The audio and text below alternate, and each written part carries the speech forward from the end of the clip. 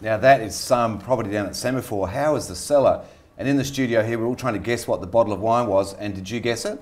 It's a St Hallett, and it's obviously a Shiraz. What do you reckon, Mark? I think the Faith Shiraz, yeah. Yeah. Mark Potter here from Baker Young. Because they'd know, you guys have plenty of time with long lunches, don't you? Now, Mark, a couple of questions for you. This first one's from Aaron. Is there anything currently going on in the stock market which is having some sort of impact on house prices? Well, I think that the two are not directly related, but they're certainly related. So if the stock market's not performing well, it's not, it doesn't help the property market.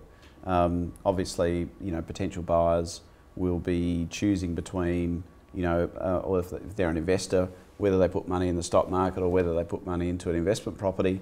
And if the stock market's down, well, that makes that relatively more attractive, and so they would look for property prices to be down lower as well, I suppose, if they were to make that comparative investment. The other thing is that if someone wants to pull money out of the market to actually buy the home, they're probably less likely to do so if share prices are lower. So if the stock market's going well and bubbling along, that's only going to help property prices as well. And what do they say? That sort of one follows the other. Sort of, it's not a perfect cycle, but generally the cycles are there, but just maybe 6 months or a year apart from each other. Not like the old days, the Wild West days, when it was all boom. We had people making $1 million a year, like pretty much not ordinary people, but people making $1 million a year out of the stock market and just putting it into property, and it meant nothing.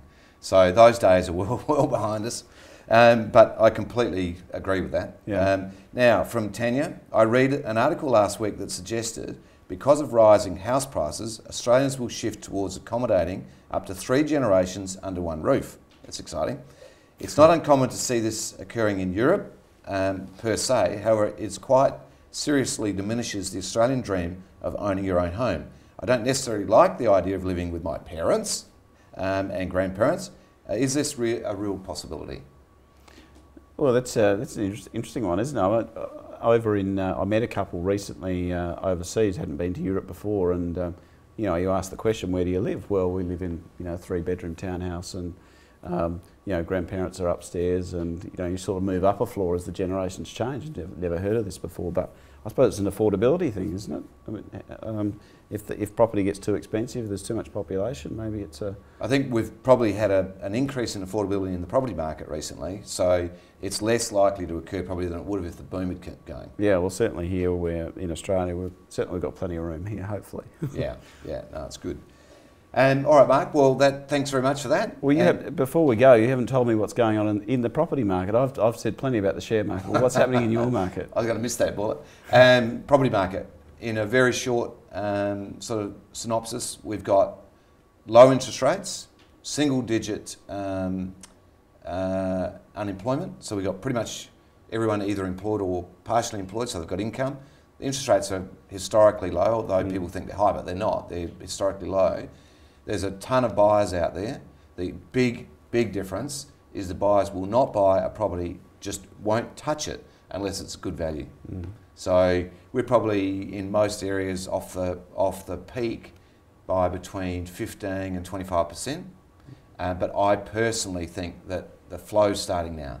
The buyers are starting to actually purchase. The sellers are starting to get on with it. And from our own perspective, from Tube and Tube's perspective, September's really shown some bit of spark. So I think we're okay. That's good. We probably get some interest rate cuts to help out. Interest rate cuts will be great. Yeah. And we're into it. So for those that are looking to buy, probably just best to get on with it. Thanks, Mark. Thanks for having me. Thank you. It's been great seeing you and not in the debate environment. So that was good. Now let's go and have a look at some hot properties.